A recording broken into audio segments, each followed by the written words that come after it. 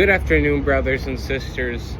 Today I wanted us to talk about hospitalizations and, as a schizophrenic, what it is like for me to be hospitalized, whether it's something that I willingly go to the hospital and I get myself checked in and it's something I willingly do, or if it's something that happens against my will when EMTs are called for assistance and they find me, or when the police are called and they find where I am and I am forced to go to the hospital and then put under a 72-hour hold because I'm a danger to myself or other people. I wanted us to talk about that experience of what it is like to be in the hospital knowing that you're not leaving anytime soon, that you are going to be surrounded by people, you're going to be surrounded by medical professionals who claim that they care about you, they claim to want to help you, but they are receiving a paycheck, a pretty nice paycheck, and I would say that they are passing judgment upon their patients, whether they want to admit it or not. That too many times, I have worked in the hospital before, a couple times, and I know how easy it is for nurses, for doctors, for social workers to meet a patient and then walk away from that patient and talk to another coworker about what that person just said, what that person's like. And I've heard it firsthand of medical professionals talking to a patient in the hospital and then sharing all those secrets with a coworker and talking about that patient, about how crazy they are, how insane they are, that they're not experiencing reality like us, and so forth. I've seen it too many times to where medical professionals talk shit about their patients behind their patients' back to other coworkers. It happens a lot more than people want to admit it. And that is sad to say, that it happens a lot and medical professionals don't want to admit it because it would make them look very ignorant, and it would make them look very inhumane, that they're treating their patients in an inhumane manner, and they don't want that to happen. They don't want that to get out. But I wanted to share with you what I wrote about hospitals and what it is like. This is called Locked Doors, Silent Screams. So we're going to read it. I did not walk here. I was dragged by voices I could not silence, by hands stronger than my own rebellion. The sirens outside were not music, but alarms that split the night like jagged glass. Danger to yourself, danger to others. The phrase repeated. A chant I never asked to learn. I wanted freedom, but they held me down with signatures, with charts, with clipped sentences that decided my fate before I could argue with a single breath. I see the white walls before I enter them. I smell the antiseptic, sterile, like they are trying to erase me. The doors close, and with that metallic clink, my world shrinks into a locked corridor of observation windows and whispering footsteps. And that is a very good introduction to where we feel hands that are stronger than our own rebellion. We feel the police officers putting us in the back of their cop car, or we feel EMTs putting us in an ambulance. And it's so hard for us to struggle and to get out of those restraints, to get out of handcuffs, or to get out of restraints that EMTs put on us. And it's a terrible feeling it's a terrible position to be in, that you know they're taking you away because it's the right thing, but at the same time, your freedom is being taken away from you. People are holding you against your will, and that sucks. And they always say danger to yourself or danger to others. And that phrase is repeated by medical professionals over and over, to the point that I would say that it becomes more and more true, at least to a schizophrenic, to where At least for me personally, the more I think about it and the more times that medical professionals told it to me, the more I was like, yeah, that makes sense.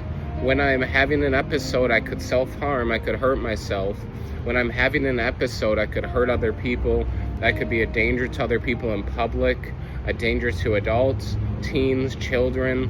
I could definitely be a danger to people around me during my psychotic episode. So it's something that a lot of mental health advocates don't want to admit, but schizophrenics can be very dangerous, especially during psychotic episodes.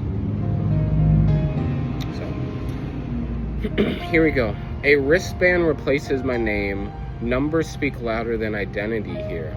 They strip me of belts, shoelaces, and dignity. Even my thoughts are searched for contraband. Are you hearing them now? The nurses asked gently, but I can see suspicion glinting in her eyes. How can I answer? Yes, always? The voices tell me this place is a trap, a cage dressed as care. The fluorescent lights hum like an audience, mocking me. Every shadow on the floor is another ghost trailing behind. I sit in a plastic chair, surrounded by strangers who pace, mutter, scream. We are a choir of broken minds forced into unison. I want to go home, but the word home feels like a door I cannot find.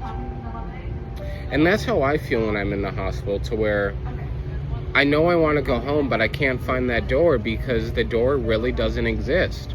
I'm trapped, I'm forced in a cage, treated like an animal, and it's a 72-hour hold that no matter what I say or do, I can't get out of. And the fact is that the nurses, the social workers, the doctors, they keep asking you, are you hearing the voices? Are you seeing things? Are you paranoid? What are you thinking? Are you delusional? Blah, blah, blah. And it's like the more you ask about the voices, the more I don't want to tell you. I don't want to tell you because I know you're going to think I'm crazy and you're going to go back to your other coworkers and be like, this guy is nuts. He's going through this and he said this and that. He is crazy, because it happens. Like I said, brothers and sisters, medical professionals at hospitals, they are the biggest backbiters, biggest gossipers, and they talk behind their patients' back a ridiculous amount of the time. It's insane. My fists pound against the walls, not because I believe they will break, but because silence feels like death. I scream until my throat burns raw, until the orderlies come, calm but immovable, like statues carved from stone. They call it an episode, I call it survival. I fight invisible battles, and for this they call me violent. I tell them the medication is poison because the voices whisper about syringes dripping with lies. They hold me down anyway, needle-piercing skin like betrayal in liquid form. I thrash, but they are 5 hands stronger than my own desperation. When the drug floods my vein, the ceiling sways above me, and my body folds in surrender. Is this safety? Is this mercy? Or is it punishment wearing a white coat? And I'm telling you, brothers and sisters, I've been in this situation, and I'm not sure how many other people have, but I have been force medicated at hospitals before, both regular pills and even needles and syringes. I've been force medicated before, and it is a terrible, sucky place to be in when you're being held against your will and they're shoving pills down your throat, or they got a needle and they're putting it in your skin. It is a terrible place to be in because you're helpless and you feel assaulted and you feel like someone just physically violated your space, physically violated your body. And I'm not sure how many other schizophrenics this has happened to, but it's happened to me in several different hospitals. And so I hate the fact that not only do medical professionals talk behind your back about how crazy you are, but they also will hold you down and physically restrain you and then force medicate you. It's the way they treat schizophrenics in this country and hospitals is terrible. And I know people are going to say, you can't say that about all the places, about all the hospitals, because some hospitals treat you nice. And that's true. There's some hospitals that their psychiatric units do a decent job. But there's a whole lot of psychiatric units that are old school, who physically hold you down against your will and treat you and self-medicate you, or who will force medicate you. There's a lot of psychiatric units who are not up to code, who are not up to date, who are stuck in the past, and they do a terrible job treating their patients. So there's on both ends. You have some good psychiatric units, and you have a whole lot of psychiatric units who are doing a terrible job. The medication drowns me. My thoughts feel wrapped in wool. I cannot run, cannot fight, only float in a heavy fog. The voices grow faint as if they too were sedated, but their absence is not peace, it is loneliness. Who am I without the chaos that shapes me? I wander the unit in slow motion, each step echoing on polished floors that never change. A clock ticks loudly above the nurse's station, but time here is a cruel trick. Every minute feels like a year of staring at the same locked door. I write notes to myself on scrap paper. I am still real. I am still here, because some days I am not sure I believe it. And that's what I feel like when I'm in the hospital, being held against my will, that I'm walking in slow motion and I'm seeing things, and it's out of this world, to where I feel lonely because of the medication sedating my body, sedating my mind, and the voices being quieter. They aren't taken away. The medication doesn't take away my voices or doesn't stop my hallucinations. Usually the medication quiets them a little bit, but even then, like I said in this poetry piece,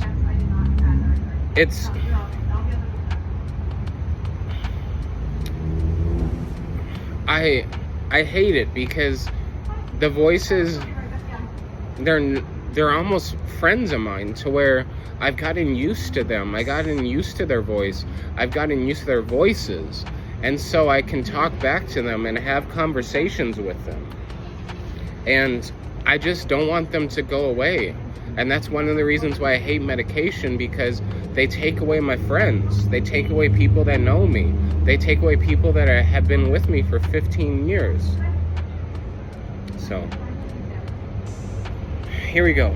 Days blurred together like wet paint. Morning checks, meals served on plastic trays, group therapy where I do not speak. The walls press in until I forget. The sky even exists. I learn to nod when they ask me questions. Yes, I feel better. No, I don't want to hurt myself. The right words grease the hinges of the locked door. But inside, I am a storm contained. I dream of open windows, of grass bending in the wind, of my snake-like thoughts slithering free without shame. One night, I whisper into the dark, God, do you see me here? And for a flicker of a moment, I feel him, not in the staff, not in the medicine, but in the quiet breath inside my chest that refuses to die. And that's been how it's been for me, to where no matter the plastic trays with the terrible food, because most of the time the food has not been great in psychiatric units. It's not even like fast food like McDonald's. I would rather have fast food at McDonald's than hospital food at psychiatric units. I mean, I just don't like the food, and I know I'm not there for the food, but if you're gonna have a psychiatric unit to where there's schizophrenics, where there's mentally ill people who are gonna be there for a couple days, at least have some decent food and treat them like human beings. Don't give them gross slop. And then you have group therapy, where a lot of times I don't speak at group therapy, because I know if I speak in group therapy, that therapist who's leading the group is going to go back and talk behind my back and talk about me to their stupid medical professionals, to their coworkers. And I don't want them to talk about me behind my back. At least be a man, be a grown woman, and talk to me about me in front of me. I mean, stop being a pussy. That's what it comes down to, is they're acting like a bitch. That's what they are. When they're talking behind your back as professionals, I mean, be a man about it. Come to me. Tell me you think I'm crazy. I would rather respect you in that way than you talk behind my back.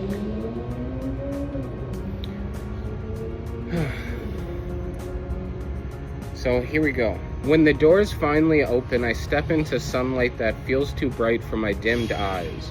Freedom tastes bittersweet. They call me stabilized. But I know the truth. I am only stitched together, fragile as glass. I carry the memory of restraints, the echo of voices in sterile halls, the shame of being locked away from my own protection. Yet I also carry something else, the stubborn ember of survival. Because even when the world called me dangerous, even when my mind betrayed me, I endured. This is what it is to be me, to be feared, to be silenced, to be misunderstood, and still to breathe. To pray, to hope that one day I will not be locked up for existing. And that's what I feel as a schizophrenic, to where I feel like I'm locked up for existing. I feel like I'm locked up for me being me. That when I'm having an episode, people don't realize I'm a schizophrenic. That's part of who I am. Just like LeBron James is an athlete and he plays basketball, and that makes him an athlete. That's a part of who he is. It's not all of who he is. He's not only an athlete, he's also an entrepreneur, a businessman, a father, a husband, and so forth and so forth. But a part of who he is he plays basketball. And so for a schizophrenic like myself, a part of me is my mental health. And I don't want to feel like I'm locked up just because of who I am. And that's just something that I've struggled with for a long time. So that was the poetry piece, guys. I'm going to include the link in the description of this. I'm going to include the link in the description of this video. I hope and I pray that it was something that was beneficial for you guys. That this poetry piece gave you a little insight into what it is like to go to a hospital as a schizophrenic.